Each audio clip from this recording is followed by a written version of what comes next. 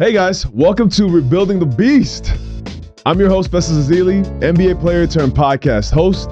And on this show, I'm going to have a lot of my inspiring friends come on to share with you their rebuilding journeys. I hope you can take the tips from their lives and apply it to your life as well. Oh, and don't forget to hit subscribe, like, comment, share with a friend. All the things. All right, I'll see you guys soon.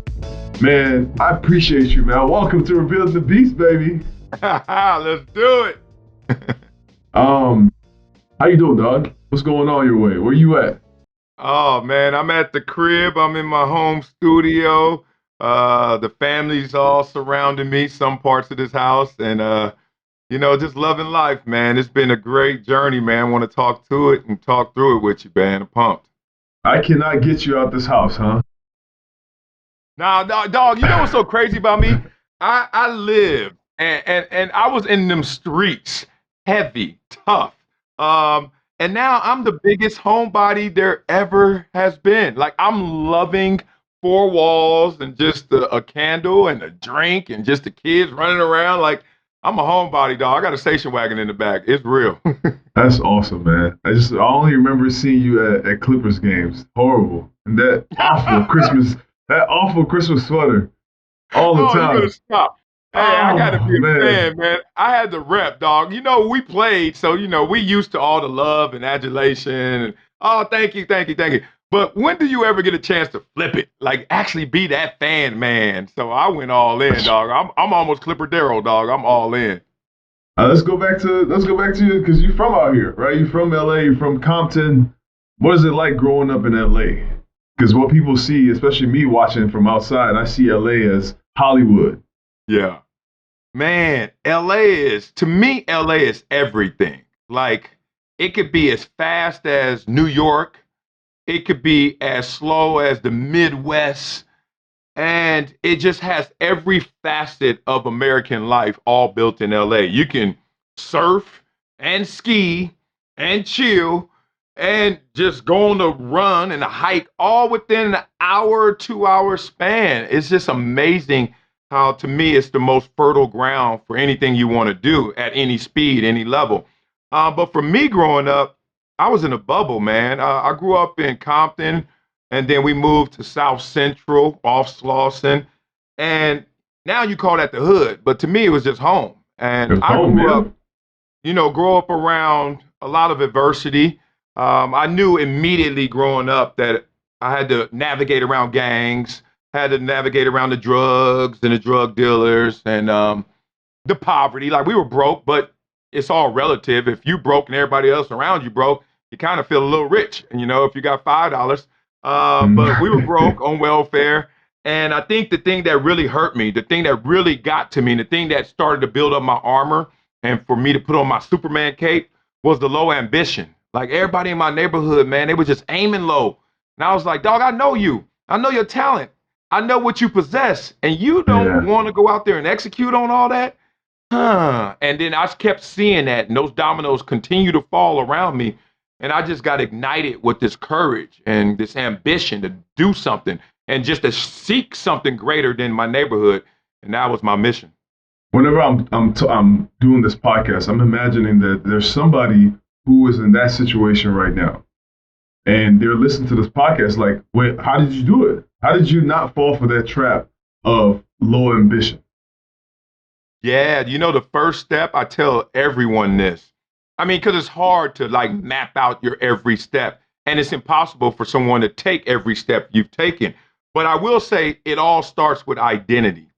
And identity is not just who you are, it's who you are not. And I don't think enough people spend time knowing who they are and who they are not, because that will give you clarity. That's when you start to crystallize your situation, when you say, I am going here because I'm not going there. It basically creates a railroad in your mind and in your life. Your dynamics change. So literally, when I figured out I was a smart kid, an athletic kid, and I was a nice kid, I knew that I wasn't gangster. I knew that I wasn't a dope dealer. I knew that I wasn't going to be a guy who was going to be discouraged easily by the things I was not. And I don't think enough people take that time. It's the same thing that happens when you buy a new gadget or electronic. You buy it, you get the new iPhone, immediately you start playing with it. Immediately you start zapping and touching and swiping, and you're like, yo, this is dope. And then about 6 months later, somebody comes up to you with the same phone and they do something you haven't done. They do something you've never seen. You're like, how you do that? You know what they say half the time? I read the manual. I read up on it. And you like, oh, you skip that step. You just start playing with it. So a lot of times I think in life, we're growing up, we're 5, 6, 7, 8 years old. We get thrown into all these activities. We doing all this stuff. And no one stops and thinks, who am I and who am I not? Or no one grabs them to make them think that. So you just start playing with life. And then somebody taps you on the shoulder sooner or later and be like, hey, bro, slow down. Learn the manual of life. Learn who you are, and then go out there and execute. I got a dude who came on this podcast. He was from Kansas City. And he said when he was growing up, what he saw, his manual was you either get killed or he said you either go to jail or you get killed. That's his only way out. That was his manual. And so that's my question for you is, growing up in Compton, who or what kept you dreaming? Yeah, man, I hate when I hear that from cats. Because I don't want to call anyone fraudulent, but I think that narrative is fraudulent. I think that's some bullshit, just to be real. Let me tell you why it's bullshit. Because growing up, no matter where you've grown up, and I've grown up in Compton, South Central, I've been to all the hoods, it feels like, across America, New Orleans, Miami, and Dade County. Like, I've been to a lot of those places. And one thing I noticed in all of these experiences is that the law of attraction works everywhere universally. So when you're walking down the street, and this happened to me thousands of times, we're walking down the street and my boys are complaining about what we don't have. Our resources, lack of resources. We ain't got this, we ain't got that. I've seen it on TV. Cats I know that live over there got that. Meanwhile, we just walk by a library while you complaining. Meanwhile, we just walk by a YMCA while you complaining. Meanwhile, we just walk by the school and they're having extra credit and after school programs and none of us are going. So I started to realize that, maybe we don't have the quantity that other places have, but we have it. You just don't want to take advantage of it. And then all of a sudden, as you grow older and you didn't take advantage of it, it becomes your crutch. It becomes your excuse. Are you kidding me? All we could do is gang bang and drug deal. First of all, that is such a negative indictment on the neighborhood because I grew up in a bad neighborhood. I'll be real. But 90% of the people were actually good people.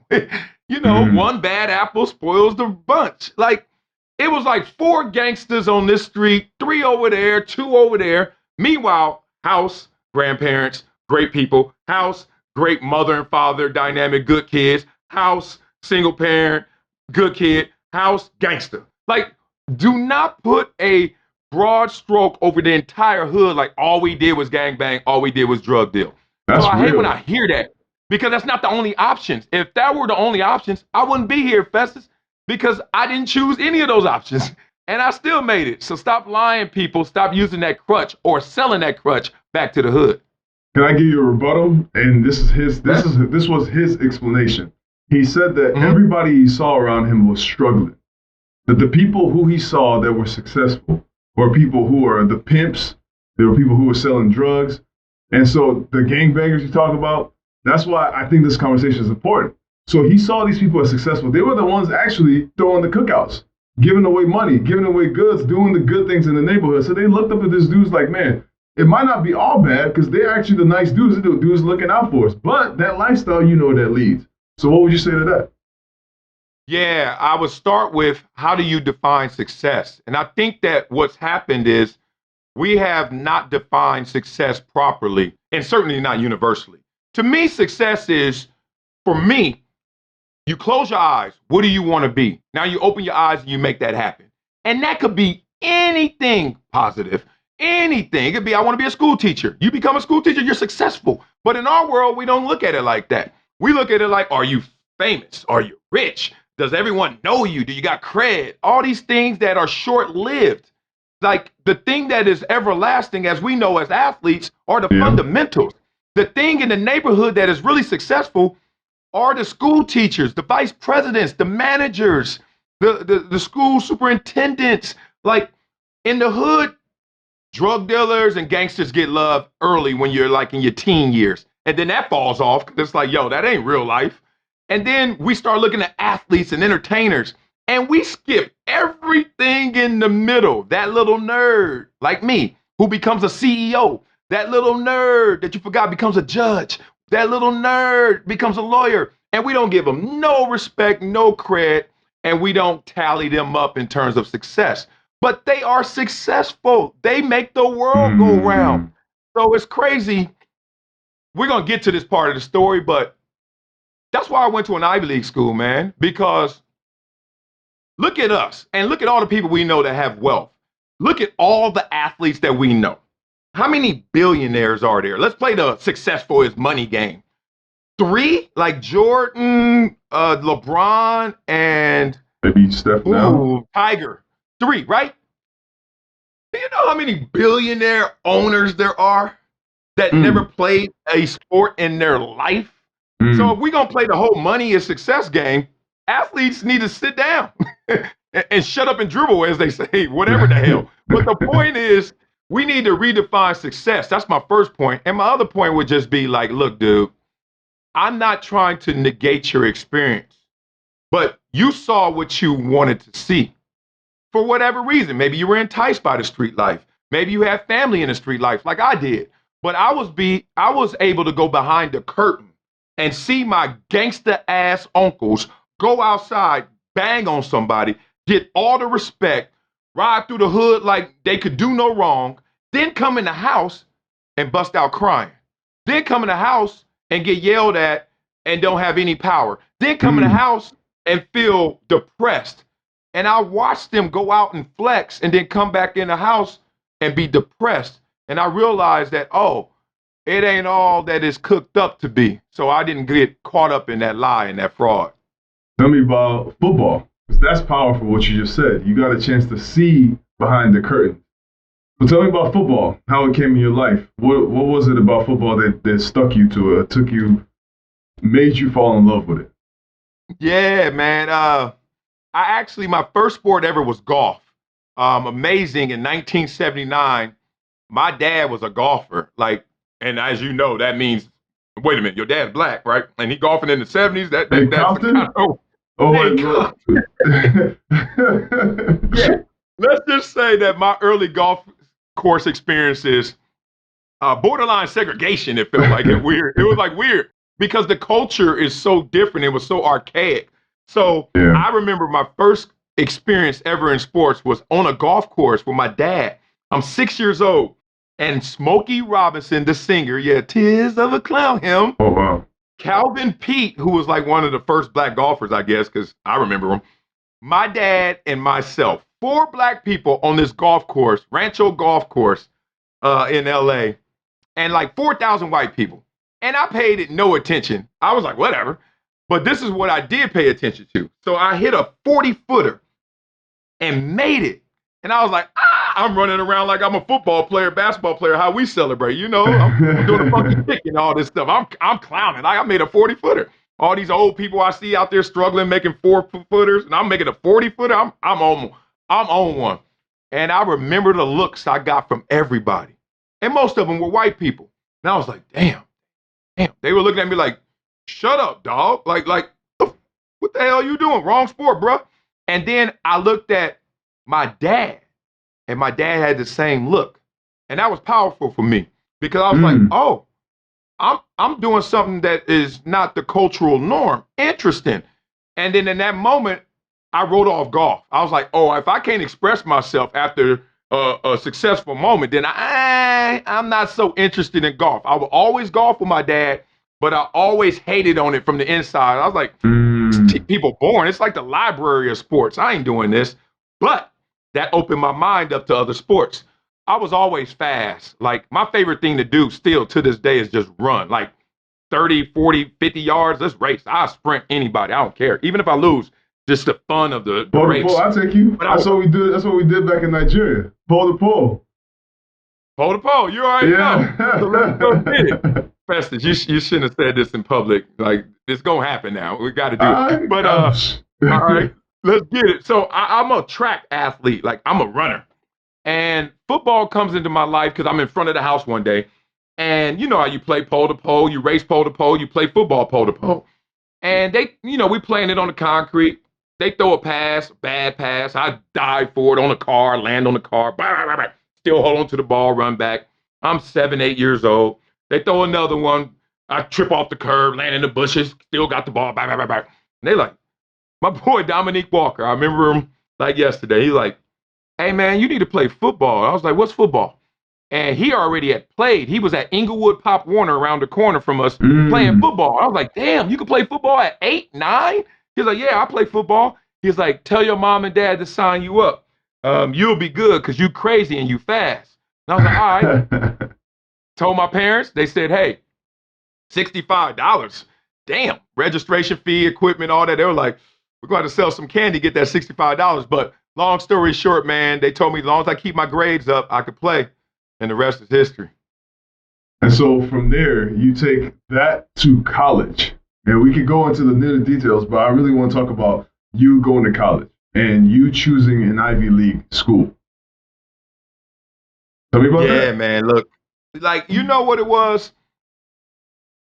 To go to an Ivy League school, two things have to happen. Like, you got to have some, like, deeper desire, epiphany, revelation.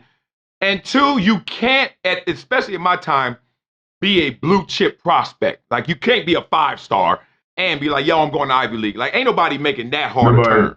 Right. And no, I was a 4-star, like low 4-star, maybe high 3, 4-star. Good player, very good player. Had major offers from big schools.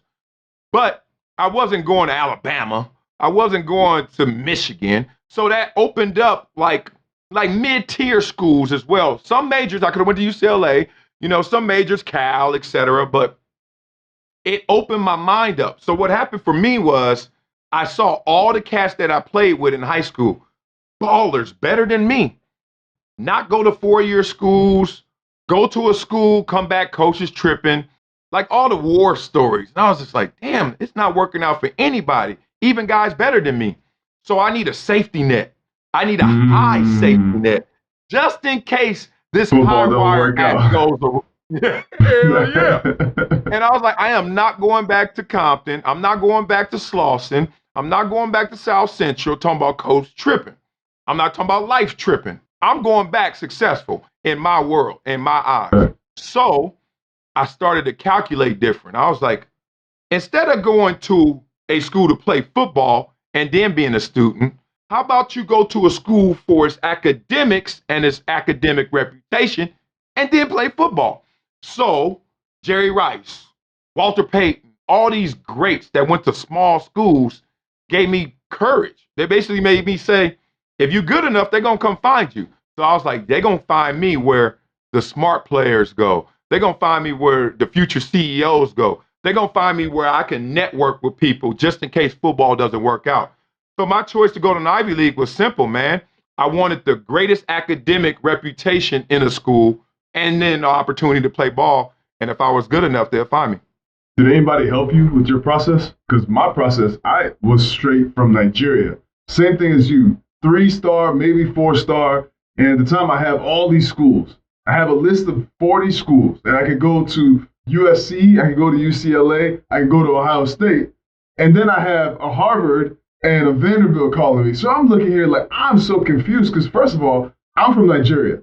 I don't know any of these schools. Matter of fact, if any school, this is how much I don't know anything about schools in America. I thought that state schools were bad. Like, if I went to a state school, that's terrible. I had to go to like a private school because that's what it was in Nigeria, right? The private schools are the ones where you get the great education. That's kind of how they sell it to you. They package that dream to you. And so when I came here, I had the same mentality. And so I started looking, it's like UCLA, nah, I can't go to a state school. UCLA is a great school.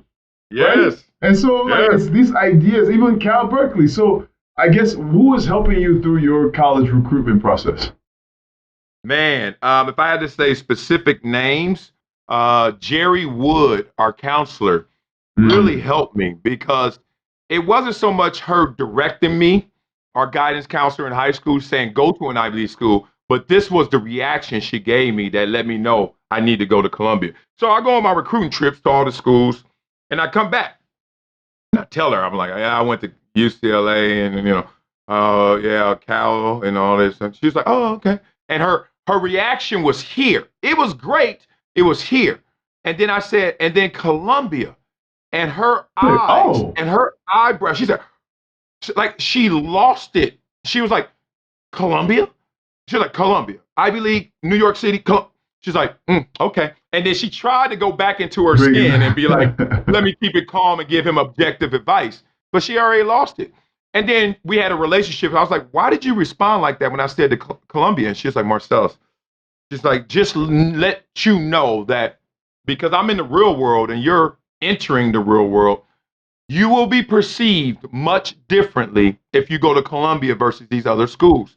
And that's no slight to those other schools, but it's props to Columbia. So I started to calculate, and I was like, damn, Bill Cosby used to wear all the sweaters on the Cosby Show, Harvard, Yale, Princeton.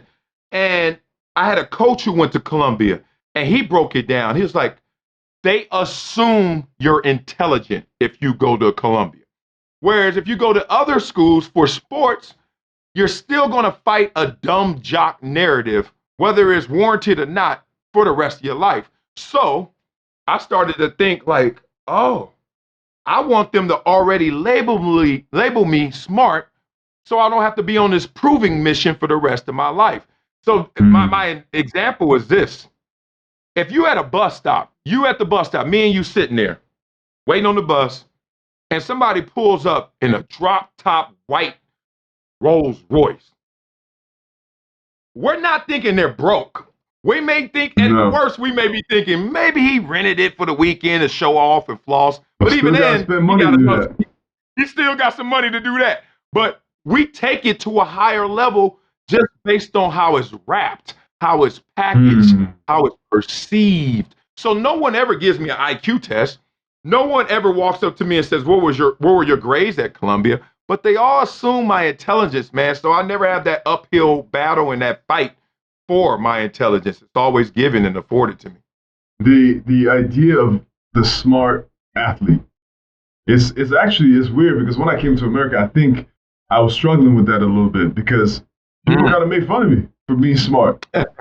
And they would say these things. How did you learn to accept who you are? Because for me, it came when I was in college, and especially going to a school where people are smart. Everybody's smart. So you're actually fighting to be the smartest one over there, But how did you get to accept being the smart guy? Because now you're now saying that I want to continue this quest of being the smart guy. I want people to recognize that I am smart by going to the school. But how did you come to accept that was it a battle at all?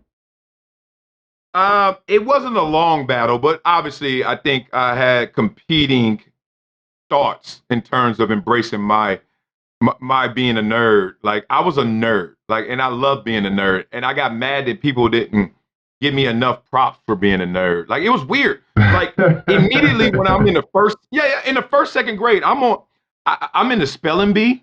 I'm on the academic decathlon team, national Scholastic Federation, California Scholastic Federation, National Honor Society, typewriting champion. Wow. And I'm a nerd. I'm all in. And I'm the MVP on all the teams. So wow. What I didn't like is everyone giving me all these props because I scored 4 touchdowns, or I set a national record in track, or we won the nationals in track. I heard the cheers for that. But then when I heard the cheers for all this other stuff I was doing intellectually and academically, it was always at a lower decibel level. And I got upset internally. So then I started to compete. I started saying, oh, I'm going to be such a nerd that y'all going to have to give me my props like y'all give me my props on the field. But the hood didn't listen. So then I embraced it. I stopped fighting it. I said, you know what? I am going to be a nerd. And Revenge of the Nerds, the movies, the series was out at that time. So it kind of was like a national conversation as well. But I was like, I'm going to be a nerd and I don't give a damn what y'all think about it. So what gave me courage as well as, I guess, the opportunity to do that was, remember I said identity, I couldn't be a gangster. Like the options were, to me, be a gangster, be a drug dealer, be a jock, or be a nerd, or be what Festus just said, the smart athlete. Whatever they ain't even call it anything. I was just like, I have more than one talent. Why can't I use it? So I just embraced it, man. I had the big backpack. It was heavy, full of books. I get on the Books. school bus. They clowning me. They got jokes. And I'm looking at them like with a velour Fila suit on with, some Jordans or some Pumas. And I'm like, you think you gonna make it better than me with no books, looking fresh for a bus ride home so the girl could think you cute when I know all of my assignments. I know all of my homework. I'm about to smash the SAT. So I started competing against those cats who were rooting against me being a nerd. You weren't thinking about the girls? Thankfully, not enough. Thankfully. Like, I mean, I had a Mm. girlfriend. I had a girlfriend all the time. Like, I was a sucker for love even when I was young. I always liked one girl or two girls. And then, I would, have fantasies about 50,000 girls that I couldn't talk to and touch and never would holler back. But nah, in my circle, I wasn't caught up in the streets like that. I wasn't caught up with the girls like that. I waited till I got my money and then I try to flip it back. Say, now what's up? But I chase my dreams and my money, not the girls. So okay, let's go to college. Let's go back to football and talk about your progress there. So you get to college, you're not really playing when you get there, right?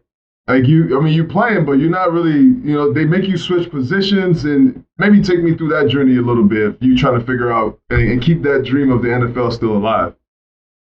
Yeah. So I go to Columbia, and obviously, I think at that time they had the worst football reputation in all college football because they had the 44 Wow. game losing streak right before I got to campus. So that was broken, but still that was their reputation. They're horrible, like the worst. Were you And optimistic? You felt like you could change that? oh yeah, yeah, yeah, Okay. man. Like I man, people don't. I mean, people don't understand. Like my cheerleaders between my ears, they're big and they're loud, and they always say, "Go, Marcellus, go." And I tell everyone to do that for yourself. Like you got to, and you have to cheer your loudest when you are at your lowest. I always told my cheerleaders, like on our teams, we used to have these, conversations. We eating pizza, we clowning around. They like, "Oh, good game." I was like, "Yeah, thank you." I was like, "I saw you doing over there, tell. I like a tell it, cuz, all that." I'm like, good cheer. And then we would break it down. It's like, but why do y'all only cheer when we score or when things are going well? And then when we're like messing up, y'all don't say anything. They're like, what you mean? I was like, look, when I fumble, y'all don't cheer. When they score on us, y'all don't cheer for us. I said, in life, that's when you need to really hear somebody saying, let's go, let's go, let's go. But Wow. y'all saying it when I'm saying it, guess what? It gets drowned out. I don't even hear y'all really. Like, I'm already cheering. Everybody cheering. Why y'all cheering? Won't y'all wait to nobody cheering and really be a cheerleader? And they were like, Hey. you too deep with it. You talk too much. I was like, all right, whatever. I thought it made sense to me. Anyway, but for me, I wasn't discouraged. One, I'm in New York City. My local newspaper is the New York Times. So if I'm balling, the whole world's gonna hear me because of the worldwide distribution of the New York Times. Japan's gonna know about me because everybody reading the New York Times. So I was like, all I gotta do is make some noise and don't be a victim. Don't use, oh, you went to Columbia, you can't make it. I'm like, dudes went to the NFL from small schools. If you're good enough, they're gonna come find you. That's how the game goes. So I get there. We have a freshman team. So I think Mhm. Wikipedia kind of messes this up sometimes. My freshman year, I didn't play varsity because you couldn't. I was the last Oh, yeah, that's what I entering read that. class that was forced to play freshman football. But we were good, and I won MVP. I'm at Columbia. I better win MVP. Damn it! If I'm going to the NFL, I got to win MVP at Columbia. So I'm MVP of the freshman team.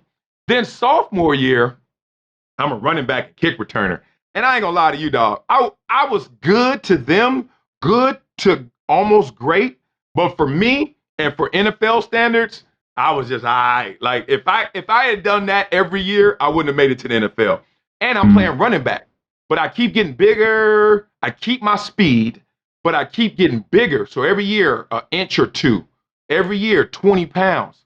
So I go from being a 6 foot, 180-pound speedster to when I graduated, 6'4", 280, and faster than I was when I was 180.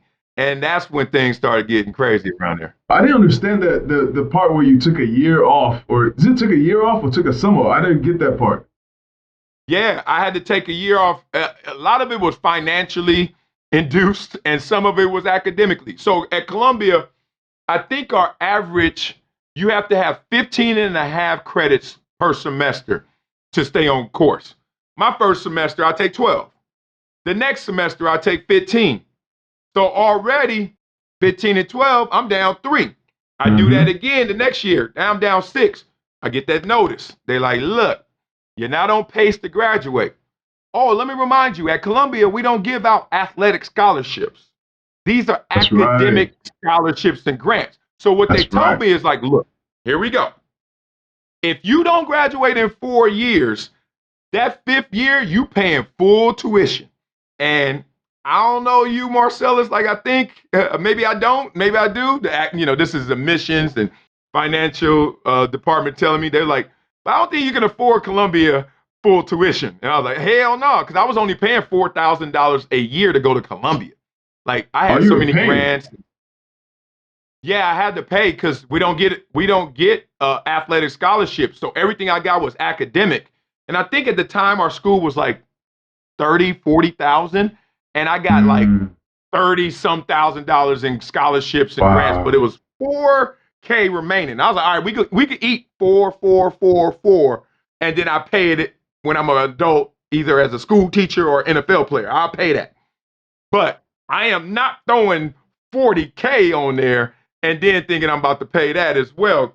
So that financial on top of the academics, like, oh, this shit is hard. So now I gotta try and make up ground. So take 2 Mm. more classes every semester. I was like, ooh, that's not right.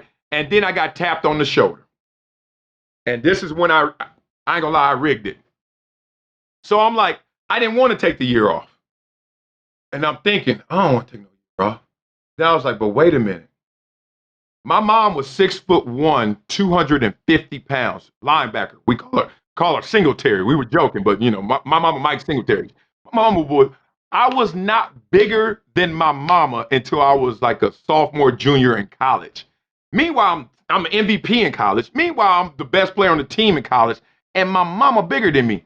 So I knew I was I'm trying to growing, figure out and why I had my. why she's the standard. Why she's the standard. I gotta be bigger than my mama. Like how you like my teammates? Because my dad is 6'3", 200, and mom's 6'1", 250, and they like, dog, why you 6 feet, Wow. 180? They like, you the runt. They looking So at you me like felt I'm like a it was poodle. coming. Oh, it was coming. Like, you know what? I didn't even have to think about it anymore. Like, I went 6 feet, 180. Next year, 6'1", 200. Next year, 6'2", 220. Next year, 6'4", 245. Next year, like, and Wow. then that's when it all converged. It all came together. If you take that year off and you work out, red shirt basically, you take this year, oh, guess what, bruh? You're going to be bigger, stronger, and faster, and graduate, and ain't got to pay 40,000. Like it kind of like all came together. And I hated it, but I'm so glad because I don't know if I would have went pro a year earlier without all of that growth and emotional growth, spiritual growth, mentality. Like I built up my armor in that year as well. So I needed that red shirt year. What were you doing during the year? Oh, taking classes, working out, like dog. I I tell you some of my workout regimens because I didn't have a car. So I'm home. I would literally leave my house, run down Slauson, make a left on Crenshaw, go to the gym, Black Diamond, do a 2-hour workout, leave there, run to Dorsey High School where the track was, do a 1.5-hour track workout, run up La Cienega, run up Overhill, run back home, then do some schoolwork and then hang out. That was my regimen basically for a whole year. And I got on swole and in like peak condition. And I don't think without that red shirt year and taking classes and also just diving into my spiritual connection, going to church, More importantly, I was a counselor at a homeless resource center for youth. So imagine I'm a counselor to 20-year-olds who are homeless. Like I'm younger than them and I'm giving them counseling about their situation and helping them out in resources. So it was my time to plug in, I guess, to a greater sense of who I could become. And I did it, man. I just stayed dedicated. I ain't chased the girls. I wasn't out clowning and kicking it. I was locked in. I was like, this is my shot. And if I'm gonna make it, I'm gonna make it happen now. So, did you ever have any down moments in college? Because I only ask because I had my moments in college. I had a time in college where I felt like, first of all, it wasn't going the way I wanted to at first. I'm not playing. And I told coach, I went to the office, I said, Coach, I don't want to play basketball no more. Let me go focus on this doctor thing because this basketball thing clearly not working out.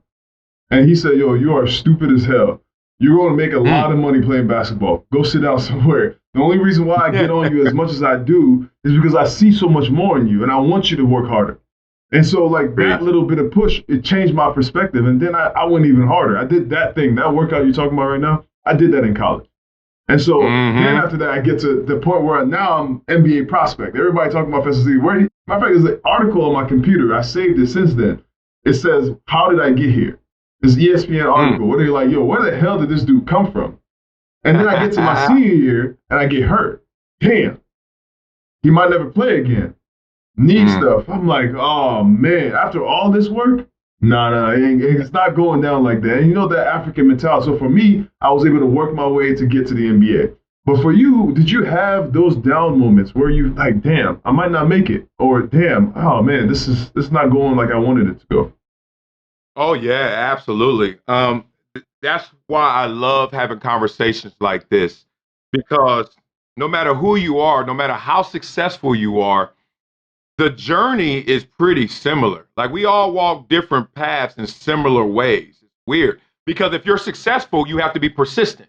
If you're successful, you have to fight and overcome your doubts. If you're successful, you got to get off the floor one more time.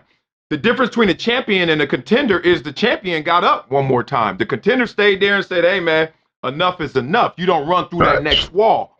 And so I've learned that, like we talked about earlier in this discussion, like your victory is right behind that wall of adversity. Like if you pierce through that, if you knock through that next one, that's where the victory is. That's where the end zone is. So in college, I'm not this wise. I'm not this mindful.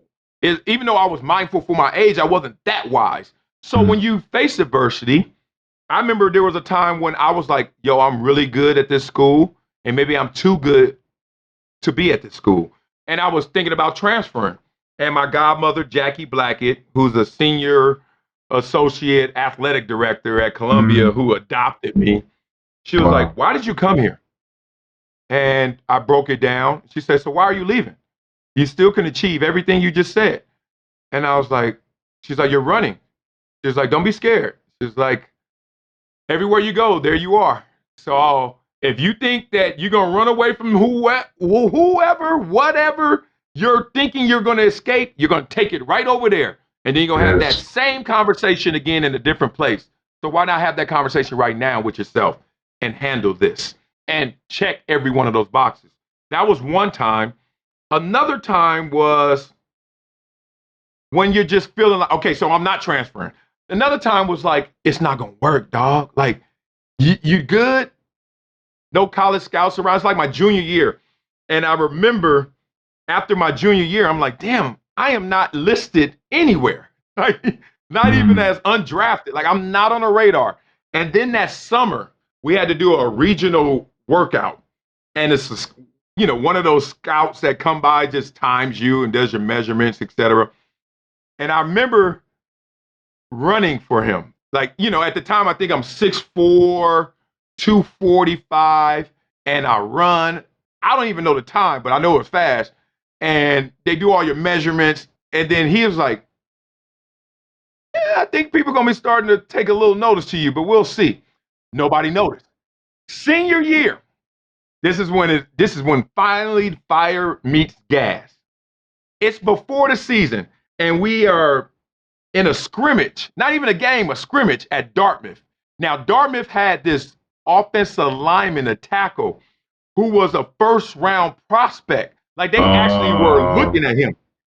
And he came from a family of doctors and supposedly had told the NFL, don't look at me, don't draft me, I'm not going to the NFL. But that ain't stopped the NFL. They're like, yeah, we'll see, and we'll figure that out when we draft you, see if you're gonna run away from this money.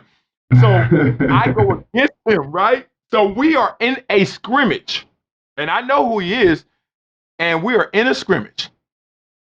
And so in the scrimmage, it's not a real game, so we can break it down. It's almost like a glorified practice. So we have to do one-on-ones. And I got to go against this dude, 2 pass rushes before the scrimmage. First one, I line up and I look. I'm scared shitless. I ain't lying. I'm scared because I'm like, if I fail against this dude who's supposed to go to the league, then where's my confidence in terms of going to the league? So I'm like putting way too much pressure on myself for 2 plays, 2 reps.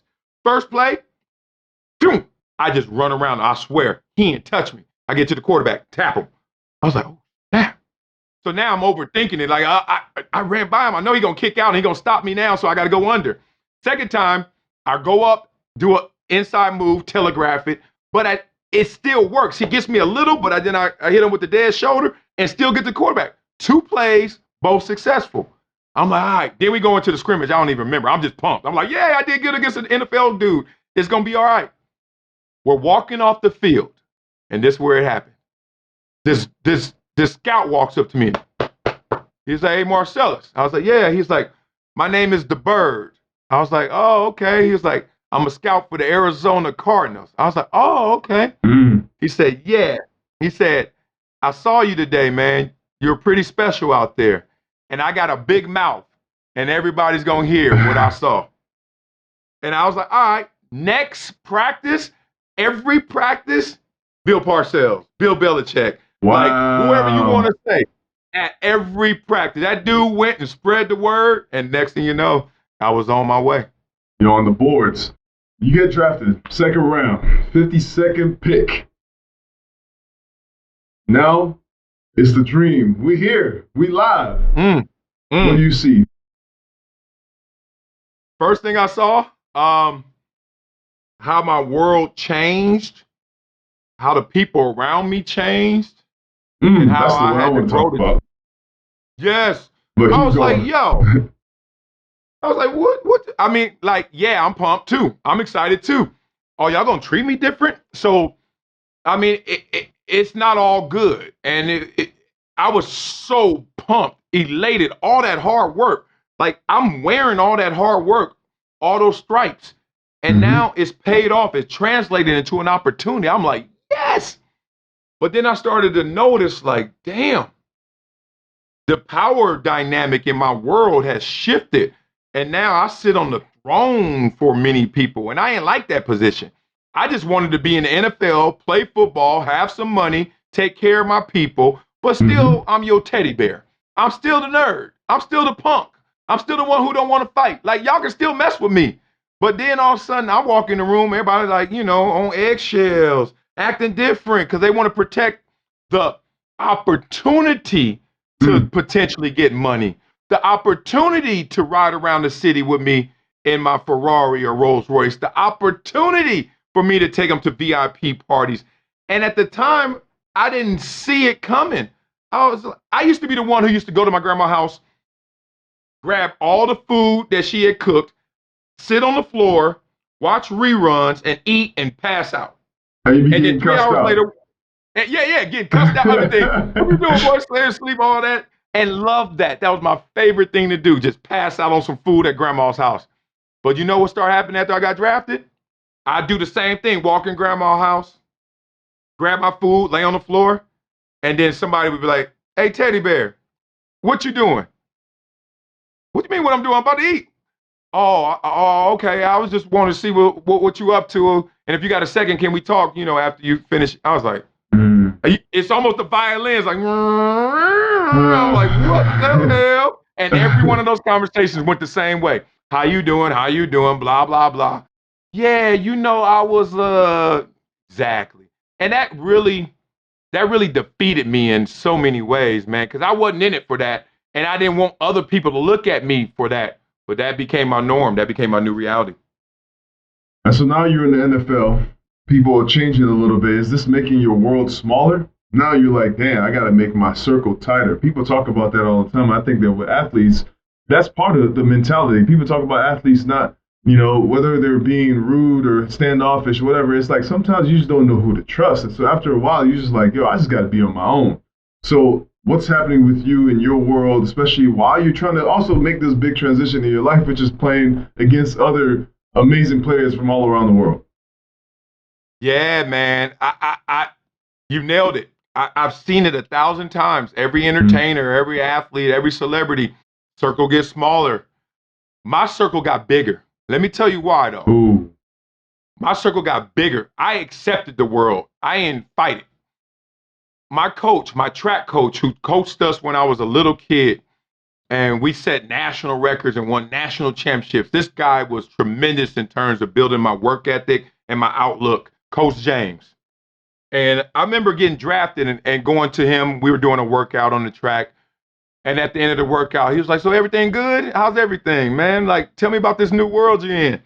And I was like, Coach, I ain't gonna lie. It's a lot of people coming at me. A lot of people coming out the woodwork. A lot of people coming for something and they hand out. And he was like, yeah, that's how it goes, bro. And I was like, so how do I know who's real and who's fake? He said, and I still live by this. He said, when you talk to people, listen to them. They'll tell on themselves. Ooh. And I was like, interesting. And I ain't gonna lie. Every woman that I ever dated from the first time we talked told me exactly how that relationship was gonna go. Was I listening though? Sometimes they were too fine. I just closed my eyes, closed my ears, and was like, nope, nope, nope. I know what I want, right? And every dude that I was meeting, the homie from third grade or somebody I just met at a party, I listened to him without like, oh, he's super cool. No, if I listened to him, he told me how we were gonna roll. So I always looked at it that way. That on top of the fact that I learned and I had this power, I'm gonna call it a superpower. It's one of my superpowers. Learn to say no without guilt. Athletes stop short. They just learn to say no, but they feel guilty. So then the circle gets smaller because of the guilt, because you don't want to go around saying no. So you're like, I'd rather keep a few people around me because I can say yes to all these people than a bunch of people because then I got to say no and feel guilty. So this is how you deal with it. I'll bring anybody around me. Ask anybody. People know me. They be like, dog, Marcellus, he got me into this party. He got me into this club. He gave me this. He hooked out. But then also they know, oh, I would tell you no immediately and not feel anything from it. But when you can't handle those interactions and be like, yeah, no, no, you start to try to protect yourself and almost prepare yourself for that battle. And that's how your circle gets smaller. It's really fear-based. Cats just don't want to say no, or they can't say no without guilt. Wow, that's great advice. Even for me, I'm listening to that like, wow, that's real. We always deal with some guilt. Tell me about the NFL. And now I'm playing in this grown man league with all these players from the big schools that you were talking about before. Is this an adjustment? Hell yeah, them dudes were good. Like, it's so crazy, man. I'm like, these some grown-ass men. Everybody like, good. Dog. I tell everybody all the time, that's why, in part, I hate being a broadcaster and criticizing. I hate that part. I'm like, first of all, everybody in the NFL is a black belt. It's just what degree of black belt are they? First degree, 13th degree, 20, like everybody can ball. Man, I was seeing these dudes, these grown ass men with overalls on, station wagons, 4 kids and car seats and baby seats, fat fingers, men who had to take care of home and family and will put their hands in your world every single day in every single way. So I'm a big, fast, strong kid in the weight room, on the track, but you got to translate that when it comes to the big leagues because it's not how good you are, it's how well you play. And I had to learn that the hard way because I went to a small school. I'm a little behind the eight ball in terms of coaching and, resources, etc. So I'm like, yo, I could bench press 500 pounds. I could squat 700 pounds. Yeah, yeah, yeah. I'm going to pick up everybody in the NFL and throw them away. If you don't translate that talent into skill, if you don't just say, I'm good, but I could play well, oh man, that's the learning curve. And so I finally started to apply myself and learn the tricks of the trade. And once I learned the tricks of the trade, stuff started to come to me. The light went off and, the game slows down because now that weight room, that track, and all this talent was actually manifesting on the field in terms of skill and in terms of technique. What's the locker room like back then in the NFL? Wild Wild West? Yeah, it's the best place in the world. Like literally it's heaven on earth. Like, and it's gangster. Like there's no better place than the NFL locker room. And it's real because there are 53 dudes from all over the world, all types, all looks, all sizes, all different philosophies and mentalities and upbringings. And we all there for one thing, one common goal. Like it's amazing and everything goes. We pull no punches. You go in the locker room, something look wrong on you, we on your head for it. You played bad, we on your head for it. Oh, I remember one time this dude came in, he was a little sad, and it was actually because I think his cousin died. And in the real world, like everybody, like we got a heart. You're like, damn, dog, you okay? You okay? So we come in, we like, oh, dog, you all right? He's like, yeah, God, man. So I'm scared where this is going. I'm scared where this is going.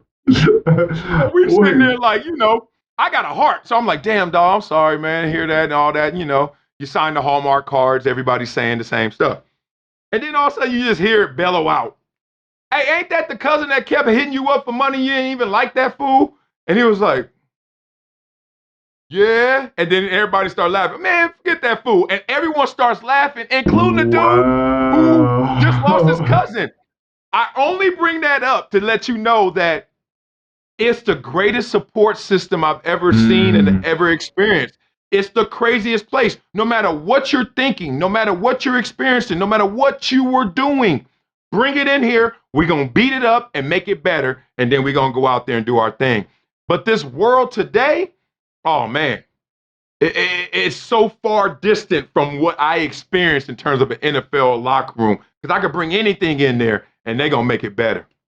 So you're saying the locker room today, you're talking about the disparity between both generations? Well, I mean, I'm not in the locker room today. I don't know if I would have made it either in today's, because I'm cutthroat. I'm real. I handle the truth, and then I take care of your feelings after that. So like this world at large, though, I just wonder how it translates in the locker room. Is it still as raw in the locker room? Is it still as real in the locker room?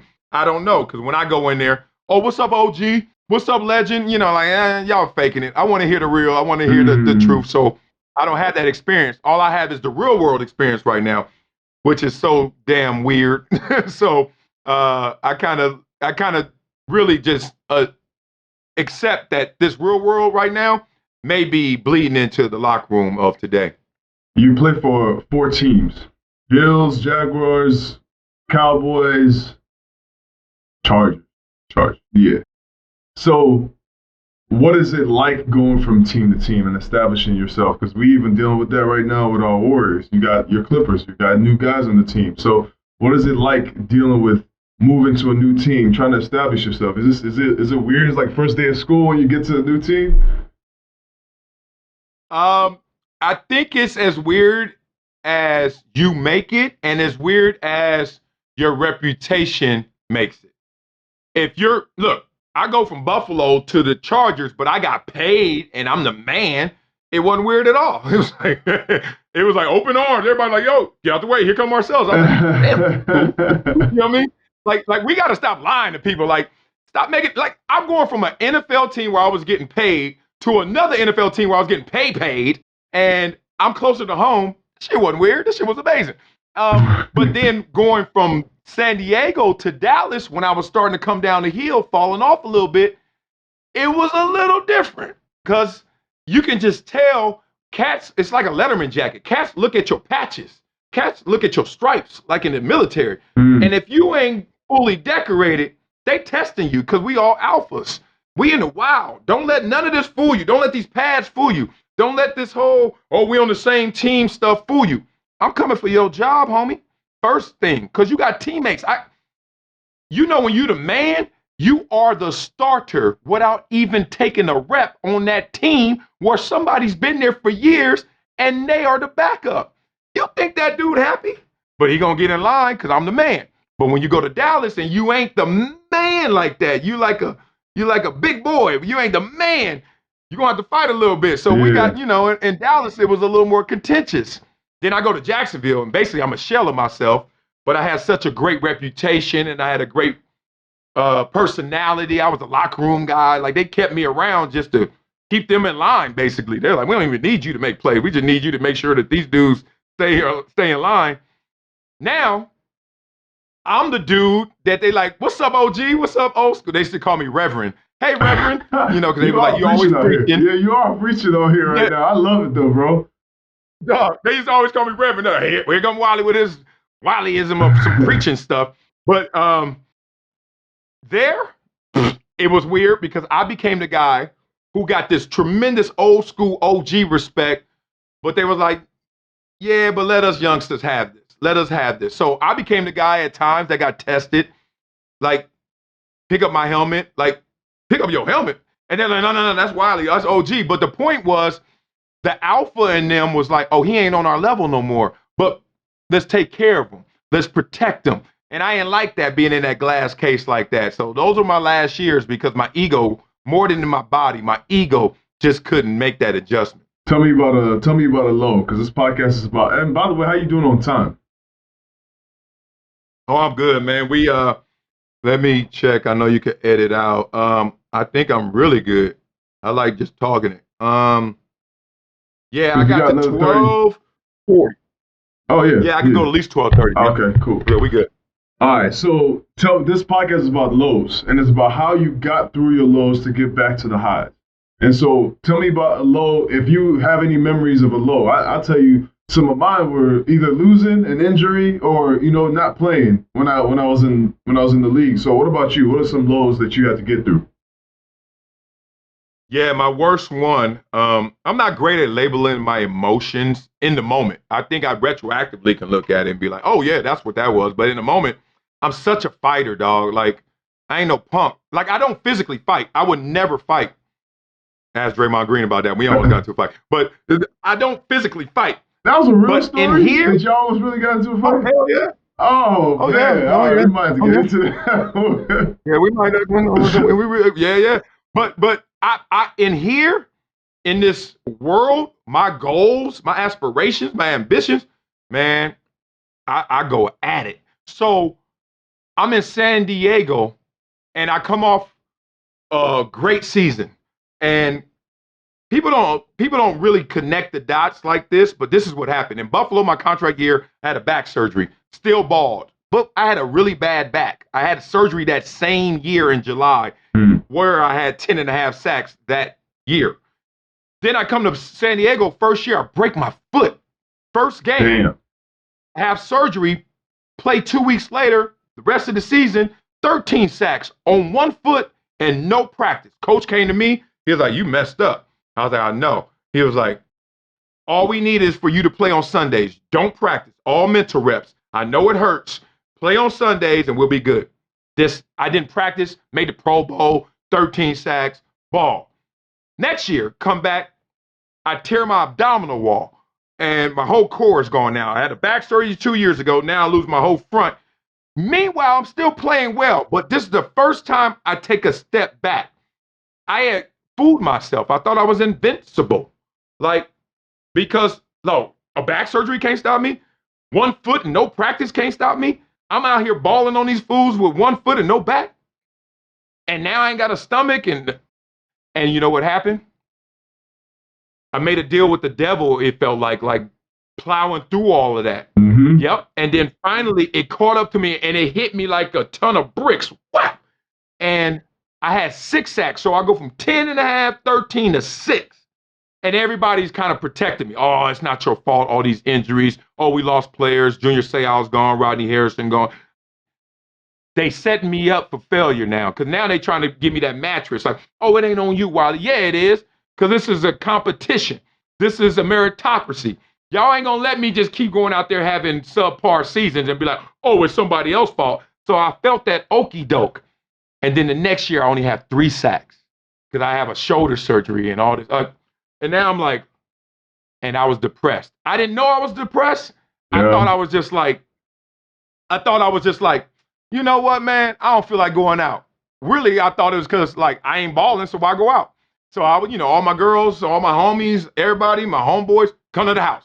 I used to have house party after house party. I don't want to go out because I didn't want to see the public. Because I didn't want them to really tease me because I wasn't the same. I had that pride anymore. So what did I do to respond to that? Athletically, nothing. I never was as good as I was in that moment. But how did I respond to that? I grabbed my early childhood experiences where everyone thought I couldn't make what I became. And then I used that moment to now project forward. Oh, I'm going to be greater than a football player. Like, this was great. I made it to the NFL. I'm an all-pro. I'm a Pro Bowler. But now they counting me out again. I'm going to be more than just a baller. And that's when I went on my mission, my quest mentally to become greater than what I was. So my highlights couldn't be behind me. They had to be in front of me. And then ESPN, Fox, 20 years later, everything is what it is. So, okay. You did all your thing and you started a new career. Rebuilding the beast. What is it like? First of all, why did you pick journalism? Why did you pick media? Why did you pick this path, broadcasting? Yeah, I picked it because it was my greatest passion, probably greater than playing sports, to be real. I wanted to be a school teacher. I wanted to be a guidance counselor. I wanted to be a dean of students or an NFL player. And I was like, people really thought I was tripping. I would have picked any one of those and felt the same about any one of those. Yes, including NFL. Making it to the NFL or a school teacher. In terms of how it would have given me fulfillment, they're the same. But I kept getting bigger, faster, stronger. And I was like, I know how to get there quicker. Be an NFL player, take this money, take this opportunity, take this platform, and go get it. But my first interview as an NFL player was, they asked me, what do you want to do and accomplish in your career? And I said, I want to play well enough and long enough that my voice is loud enough to make an impact. That was the first thing I said. So now, rebuilding the beast, first you got to remember you are a beast. And remember what that beast used to eat. My beast, he didn't eat football. He just played football. All right? You know what I'm saying? I always tell people, I'm not a football player. I play football. You know what I mean? Like, it's a means to an end, partner. So I reminded myself, first of all, what's your greater passion? Like, you don't let them tell you, don't let them lie to you. Football player, oh, football's over. Oh, well, I wonder what he's going to do. He's going to fall off. His highlights are behind him. I had to remind myself, what was my greater passion? And it was translating the game. It was translating life. It was grabbing people at forks in the road in their life. And let's talk about how we're going to go right, not left. So when journalism was presented, I was like, I love people. I love talking, as y'all can tell. And I love and I love the game. I love what it's done to me. So I was like, this is perfect. Now you got to remember too, Festus, I did it when it wasn't fashion. I did it when it was like, oh, he just played 10 years in NFL. Now he's commentating. Is he broke? Does he have any money? Is he okay? That's how it was when I started. And then Magic Johnson grabbed me and he was like, look, man, always broadcast. I said, why? He said, because it's a commercial for your life. He's like, I have all these ventures. I have everything going on. He said, but you always see me chime in on some broadcasting. He's like, that's your commercial. He's like, I know you're good and you can do other things and you don't have to do this. But if I were you, I would always do this because it's a commercial for your life. By the way, So I just rebuilt my beast. I reminded myself of who I was. I heard that in Magic Johnson's voice just now when you said it too. When you said that. No, that's real. Everybody know that. That's real, and that's real. But tell me about, anytime you start something new, there's a learning curve, especially when you're coming off a mountain, right? The mountain is the NFL. You reach the peak, you reach the pinnacle, and now you have to start new. And usually, a lot of people compare, right? They're like, shit, like, I got to start over. What is that like? What is that like starting a new craft, building a new craft? Were you working on it while you were playing? And when you started off, were you good at it? I know I was nervous as hell. I don't know how good I was. I remember my first week, how it goes. Oh, man, I was nervous as hell. I was like, I would have this whole argument and thing I want to make, and when I opened my mouth, I said something. I'm like, what did you just say? What the heck are you talking about? Yes. What did you just say? Like, you over there having a civil war in your head, and then you like, did I say anything that was coherent, mama? Yes. It was so good. I'm so glad that we all have to go through these experiences, those growing pains. I'm still going through it. I'm not going to lie. I'm still going through it. Hey, I ain't mad at it, because you know what? What I learned from my growing pains is this, because I started when I was still an active player. So my first experience was before, like, the NFL Network was just launching.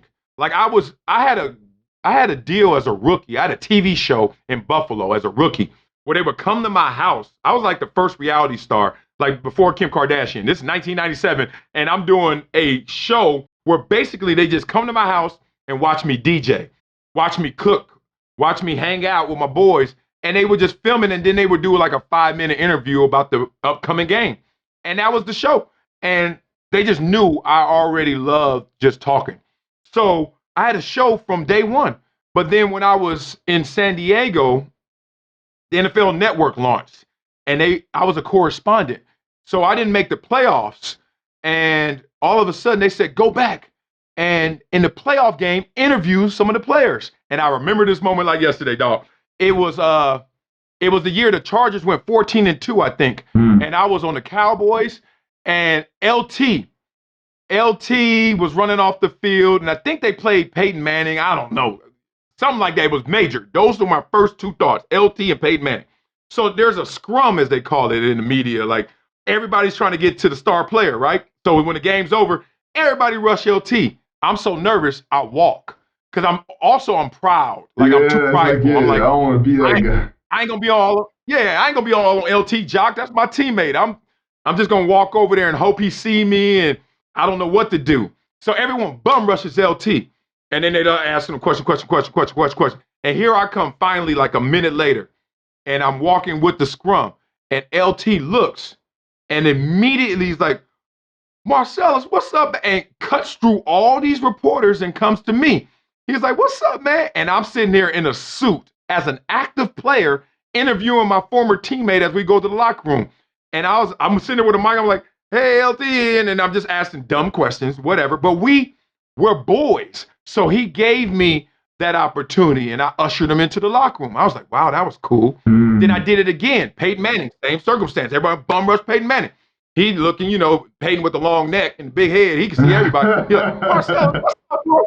And then Peyton come to me, cuts through everybody else. I mean, and when I say everybody else, I mean big time reporters. He like, move, Marcel, what's up, baby? And we do an interview. And then I caught that bug in that moment, man.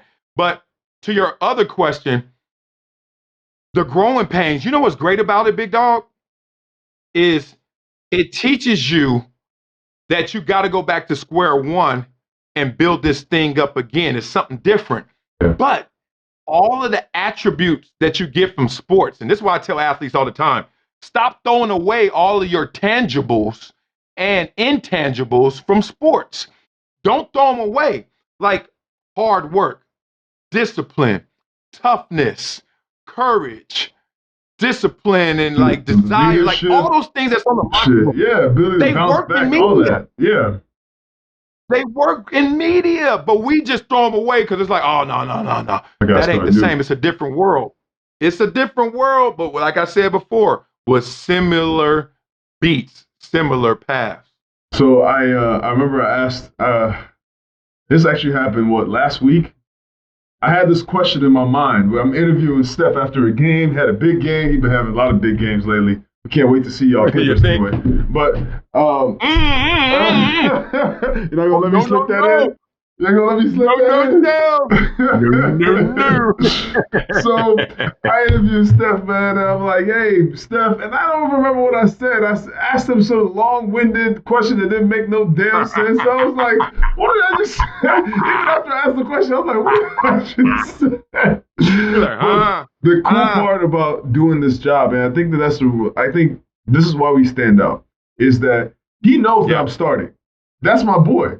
Yes. And so when he answered the question, he just took whatever I gave him. I fumbled the pass, and he just took it and shot it. And that's what he does. And so he still tried to make me look good. I think that that's part of this brotherhood, that sometimes that's one of the things you can't throw away. You know, was with Kyle Lowry yesterday. Same thing happened. He was like, yo, it's a brotherhood. Whatever you need, whatever. These are the things that we can't throw away, some of the things. But give me some advice that you've gotten along the way. And so for somebody who's starting, some advice to, starting this new job, being in the broadcasting profession, what are some of the things that have worked for you as you continue to learn and grow? Yeah, I love that story, man. Like you said, you could throw them a wobbly pass and they still catch it. It's like you got human capital, man. We're part of a fraternity, and it's a global fraternity.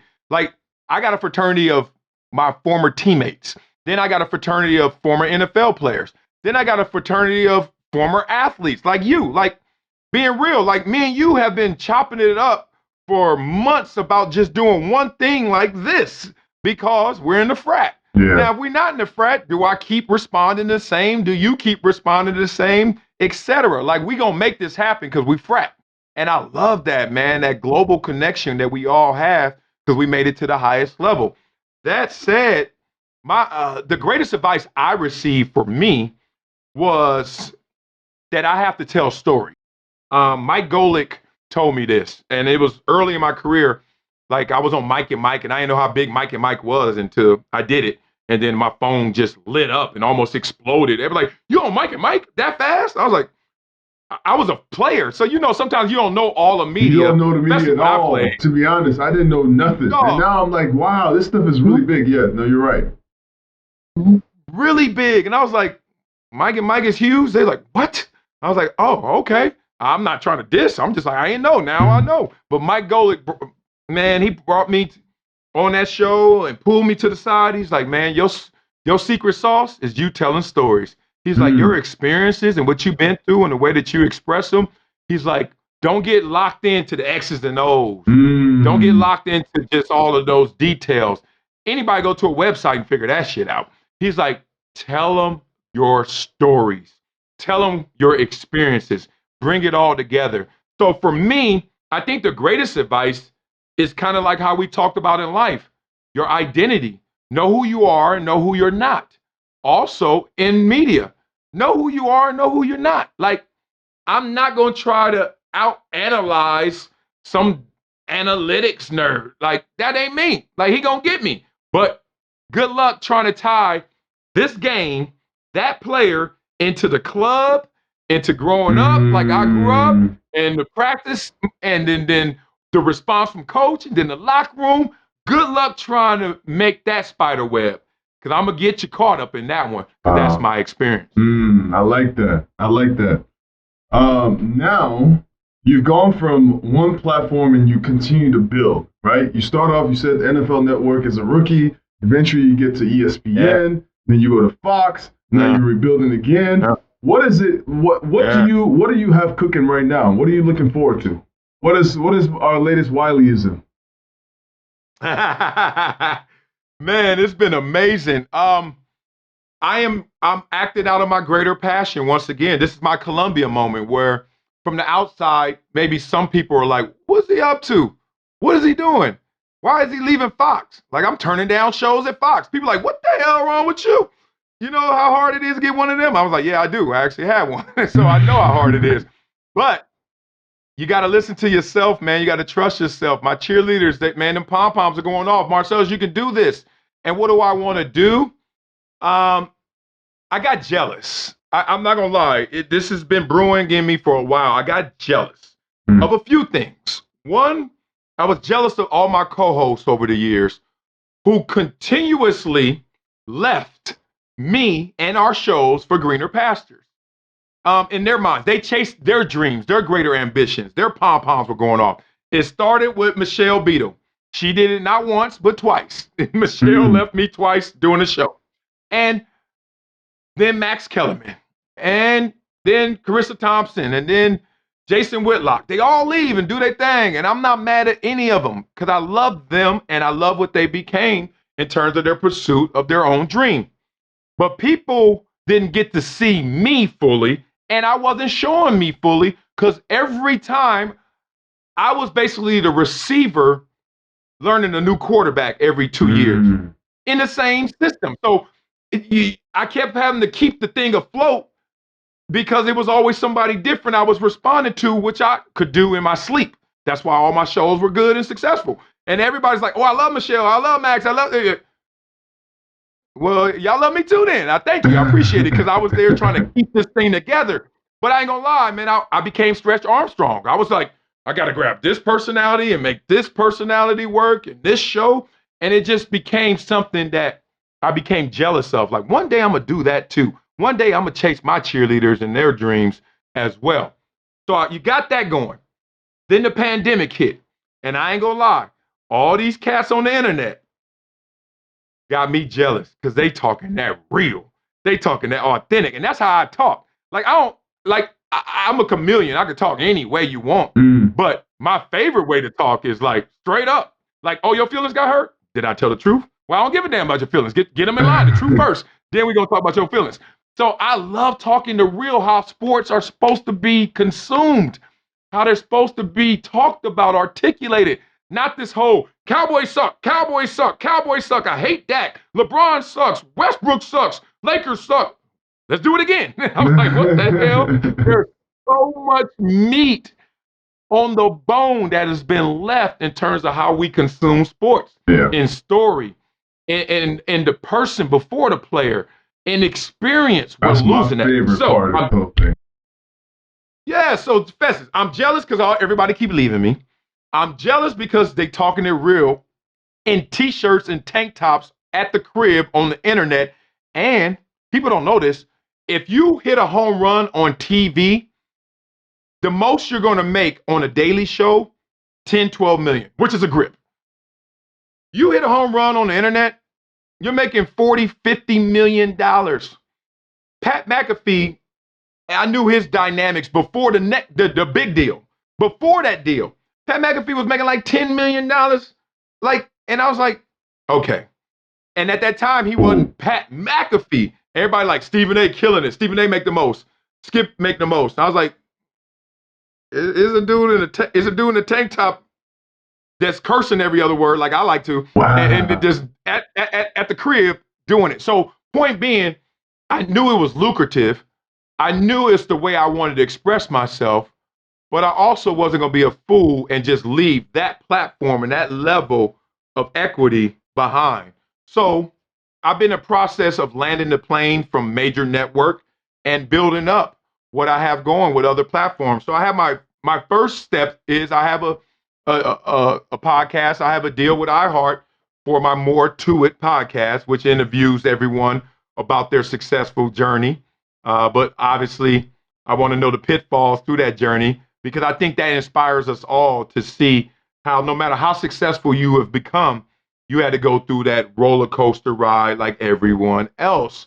But there's other stuff brewing with iHeart. There's other stuff brewing with other major platforms that I guess I'll come back and tell you because of legalities. I can't say just this day. But I got two other things coming, baby. And it's going to be the rawest, the realest, and the way we all like to see it. Straight from the heart, straight from the hip. Love it. I love it. We can't leave this show without talking about wifey, talking about being a dad. Those are the big parts of, that's actually part of the reason why it took so long to schedule the podcast. Because like, dude, I got kids, man. And so let's talk about that. And how. First of all, how did you meet wifey? Because I was trying to read stuff, and I couldn't really put things together. So maybe you could teach me something. Yes. Let's talk about love, baby. Oh, man. Let's talk love, man. Oh, man. I mean, duh, she changed my world. Duh, she's made me so much greater than I ever and could have become without her. I met her at a party. Like my boy Dennis Northcutt, former NFL player, my dog Dino was having a birthday party. But how players do it. We have a party at a club or at an event, a venue. We just attach ourselves to it or put our name on it. That's our section, but everybody else's is there and act like they all there for my party. So Dino did that. And so she was just going to the regular club party place. And here go Dino and us having our section. And I met her, man. And immediately I was like, I'm going to marry this girl after like 2 minutes of talking. I was like, yeah, this is going down. We'll figure this out. Why? What was it? She checked all the boxes that I traditionally asked and wanted. Like, I wanted someone who was beautiful. I wanted someone who was nice. I wanted someone who was kind.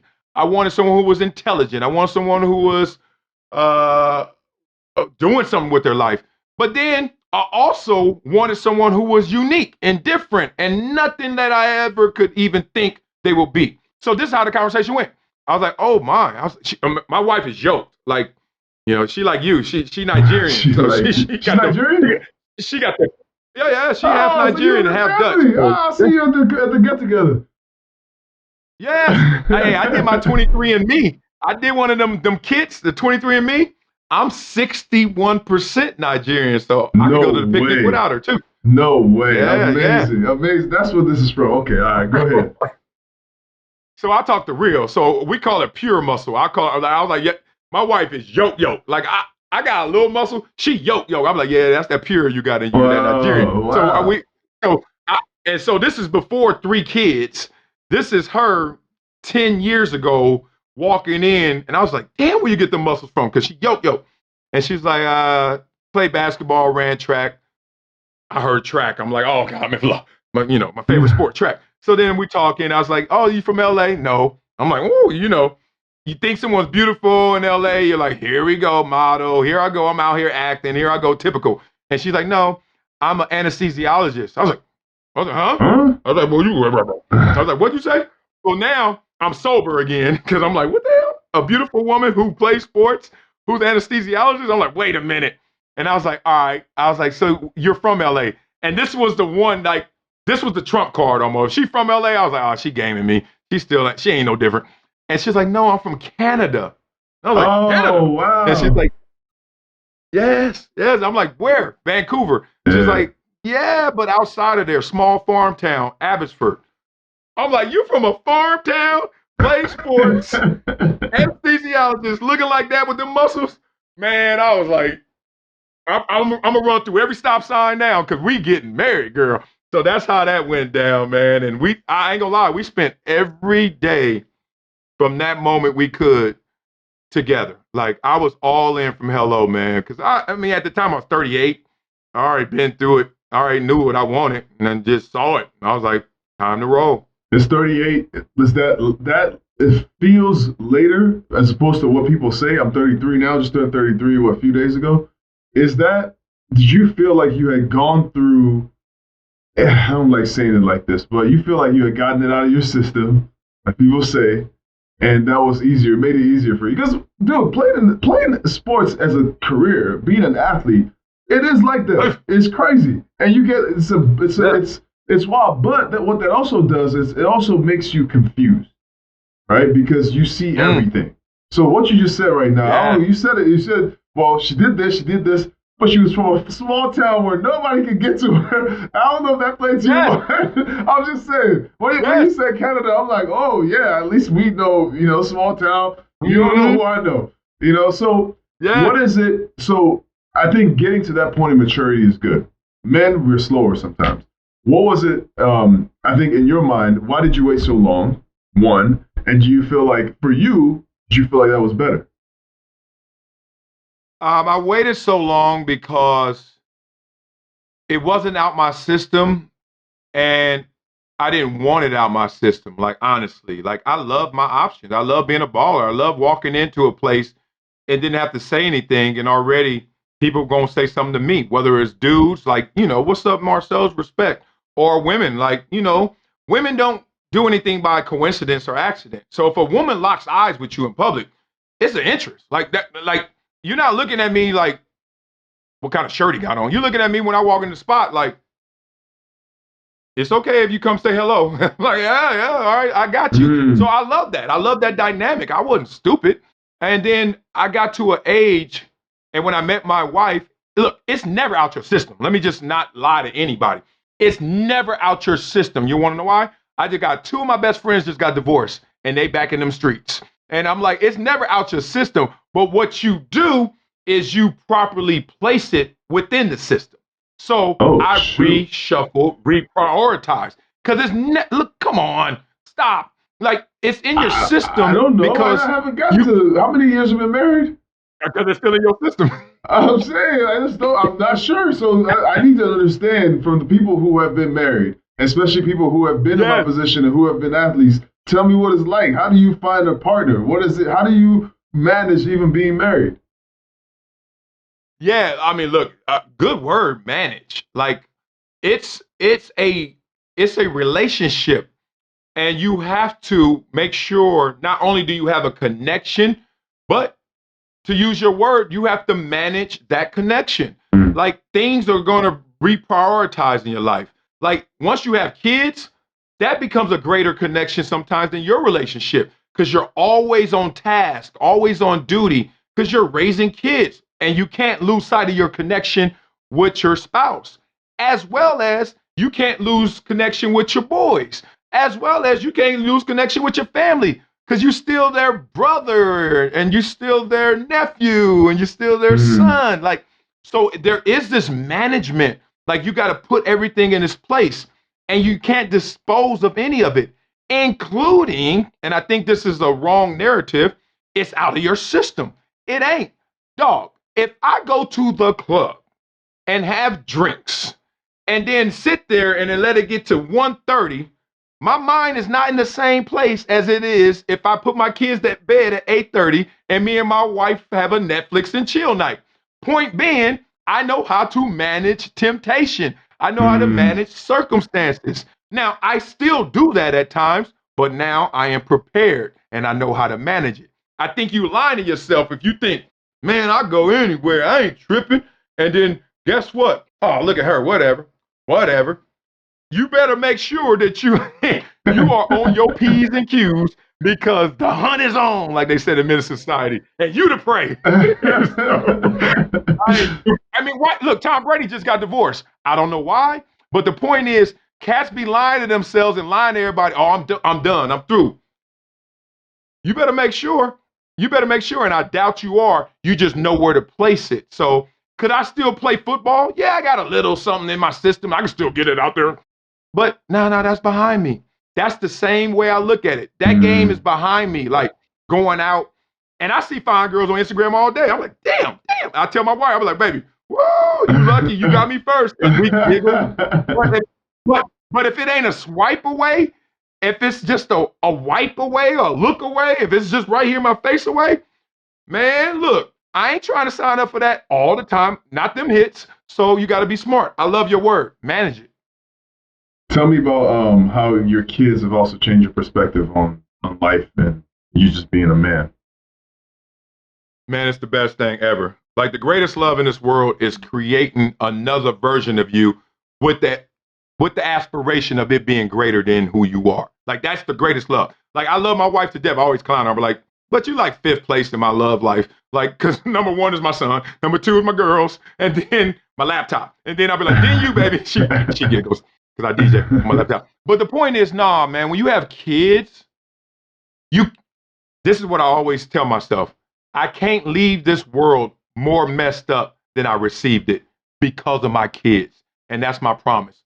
So that's why I got to be authentic. That's why I got to do things with deeper intention. That's why I can't just be sitting up and rotting away 60, 70 years old, talking about the Cowboys and that's it. I got to go deeper with people. I got to go deeper to people and connections because I want my kids to not only be proud of what all my work is, but also I want to show them that there are greater ways to doing something than the typical. So everything I do, I am mindful of this is to leave this place, this world, my kids' mindset, mentality, wisdom is to leave them in a better place than I received this world. Man. That's it. And that's in resources and finances and intelligence, everything. I am on a mission to make sure this world is better for them than the way I received it. My dog. I have so many more questions, but man, I'm a call it with this final question that I ask every guest, and it's my favorite question on the podcast.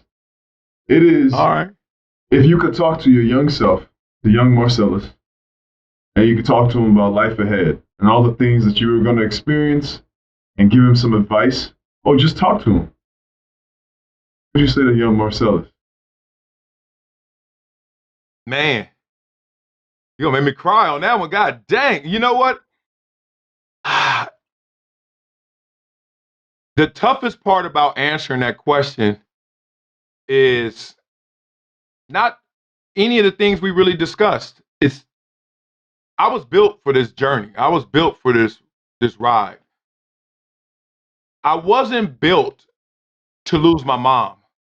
I wasn't built to lose my best friend because so much of what I do is selfless. Like even playing football, when it hurt, and I hated it because it hurt, even though I was great at it, it hurt. I would muster up more courage because I was doing it for others. And then when you look at your paradigm and you look at how you build up your love in this world and it gets knocked down from the top, like I was a teddy bear. I was a mama's boy. And my mom passed away when I was 30 years old. I don't know if I had known that when I was young, that I would enjoy all of this external success, but I couldn't share with my mom, would I have pursued it the same way that I was doing it for mom? And that hurts. It hurts to be here right now and not have my mama here. It hurts to not have my best friend here who I lost when I was young. It really does. So to answer that, like in terms of job and occupation and courage and picking myself up and rebuilding the beast, dog, I was put on this planet to do just that. But I don't think I was put here to experience all of that and not have them as my passenger. So to answer it, I would have prepared that young version for like, yo, that level of heartache you're going to experience, be prepared for. And I'm still not prepared, dog. As you can hear by my response, like it's like weird. I live in like an alt universe sometimes. Like I'm doing this for my kids. I'm doing this for my wife. Doing this for Marcellus. I'm doing this for my family. And then literally it feels like someone let some air out of that balloon. Mama not here. Corby's not here. And others. But it really doesn't leave me in any moment that no matter what I do, no matter what I achieve, it feels a little incomplete because of the void they left in my heart. I am going home tonight after this conversation. Well, you are incredible, man. Whatever I thought this conversation was going to be is way more, way more. I wrote my questions. I actually left my questions back in San Francisco on my book. And so I came back and I had to figure it out. And I was just kind of on top of the dome, just figuring things out. But man, you are incredible, bro. You are incredible. And you're definitely the beast for sure. And just keep building the beast, dog. And I feel like it just keeps getting bigger and better. Yes, I appreciate you, man. You know, our relationship and our connection, you always come from the heart, man. And just tremendous success and continued greatness, brother. And let's just go out there and show the world who we are. Like you said, rebuild the beast. I'm here for it. Got it. Hey, Festus here. I hope you liked that episode. Don't forget to subscribe, like, comment, and here's some more episodes that you might like. On this end.